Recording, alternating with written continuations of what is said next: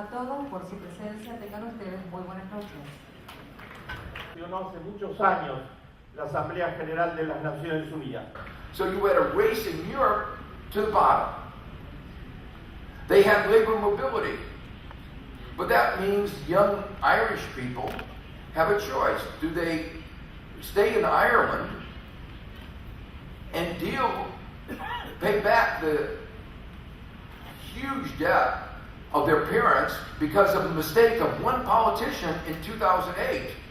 Their debt GDP ratio went from 30% of GDP to over 110% of GDP because of one mistake, to bail out the private banks. Now, that means that where you live determines whether you pay back your inherited debts. And so mobility, rather than increasing economic efficiency, mobility is going against economic efficiency. So these are just some of the details that when the politicians decided on the creation of the euro, it was a political project where they didn't really understand the economics. When the economy is not working well. But if you look at data in the wrong direction, not to create a stronger and more prosperous world. The results of this in many parts of the world have not been good. Spain and Ireland had a surplus before the crisis.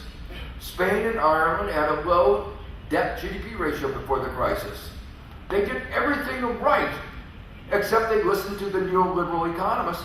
But the neoliberal economics was the prevailing doctrine in the EU and at the ECB, at the European Central Bank. Making this economic philosophy even more rigid is not going to save the euro. So, as I talk to European leaders, I believe that they have a commitment to save the euro. They really want to. But they also have a commitment to an economic philosophy that dooms the euro. The likelihood is that they will muddle along, keep the euro alive a little bit longer until the suffering is too great, too unacceptable, and in democratic process, the euro will fall apart.